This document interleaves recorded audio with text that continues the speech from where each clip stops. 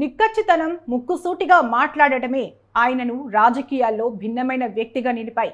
దివంగత ఎన్టీఆర్ పిలుపుతో రాజకీయాల్లో అడుగుపెట్టిన అయ్యన్న పాత్రుడు 25 ఏళ్ల వయసులోనే మంత్రి పదవి చేపట్టారు. మొదట చంద్రబాబు కేబినెట్లో ఆయనకు చోటు దక్కకపోవడం చూసి అందరూ ఆశ్చర్యపడ్డారు. చంద్రబాబు అప్పటికే అయ్యన్నకు అత్యున్నత పదవి కేటాయించాలని నిర్ణయించుకుని ఉన్నారు. ఎట్టకేలకు సస్పెన్స్ కు తెరదించుతూ అయ్యన్న సభాధ్యక్షులయ్యారు.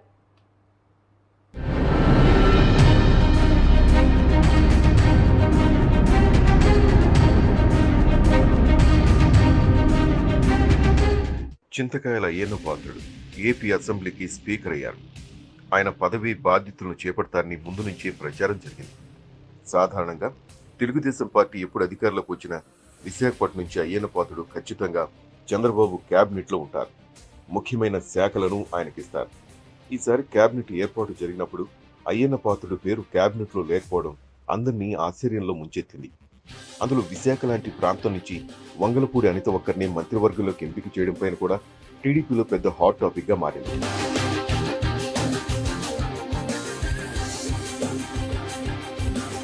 సహజంగా అయ్యన్న పాత్రుడు రాజకీయాల్లో కొంత దూకుడుతో ఉంటారు. ఆయన మాట నోటి నుంచి ఆటోమేటిక్ గా వచ్చేస్తుంటది. ఆయన తన మనసులో ఉన్న దేన్ని దాచుకోరు. ఉన్నది ఉన్నట్లు చెప్పేయడమే ఆయనకు అలవాటు. సొంత పార్టీ నేతలపైనే ఆయన మంత్రిగా ఉండి ధ్వజమెత్తారు కూడా. మంత్రిగా ఉండి అధికార పార్టీలో ఉన్న మరొక మంత్రిపై ఆయన గతంలో ఆరోపణలు కూడా చేశారు. విశాఖలో భూములు అన్యాక్రాంతమవుతున్నాయంటూ 2014లో టీడీపీ అధికారంలోకి వచ్చినప్పుడు అయ్యన్న పాత్రుడు చేసిన కామెంట్స్ అప్పట్లో సంచలనమే అయ్యాయి. అయితే ఆయన కేవలం శత్రుత్వంతోనే మాట్లాడలేదు. వాస్తవాన్ని అధినాయకత్వం ముందు ఉంచడం కోసమే ఆయన ఆ రోజు అలా మాట్లాడారు. అయితే అయ్యన్న మాటలను తేలిగ్గా తీసుకున్నప్పుడు ముఖ్యమంత్రి చంద్రబాబు నాయుడు విశాఖ భూ కుంభకోణంపై సిట్ను కూడా ఏర్పాటు చేశారు.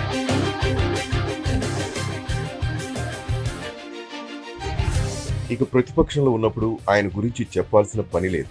పార్టీ తరపున తన వాయిస్ను వినిపిస్తూనే ఉన్నారు. 65 ఏళ్ల వయసులోనూ ఇతర నేతలకు భిన్నంగా జగన్ ప్రభుత్వానికి వ్యతిరేకంగా రోడ్డు మీదకు వచ్చి ఆందోళన చేసింది అయ్యన్న మాత్రమే.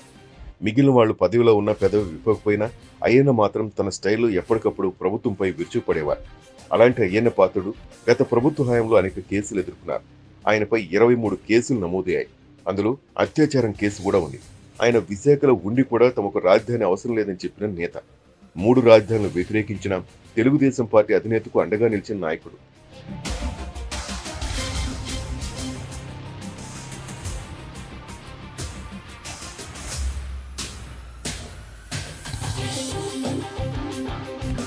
అతి చిన్న వయసులో ఆయన మంత్రి అయ్యారు.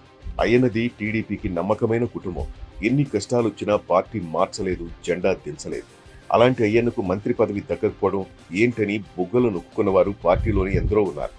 కానీ చంద్రబాబు మనసులో అత్యున్నతమైన స్పీకర్ పదవి ఇవ్వాలని తెలియని వారాలు అనుకున్నారు.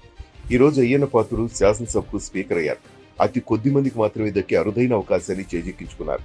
అయ్యన్న కష్టాన్ని చూసి చంద్రబాబు ఇచ్చిన అరుదైన గిఫ్ట్ అంటూ సోషల్ మీడియాలో తెలుగుదేశం పార్టీ అభిమానులు తెగ మెచ్చేసుకుంటున్నారు.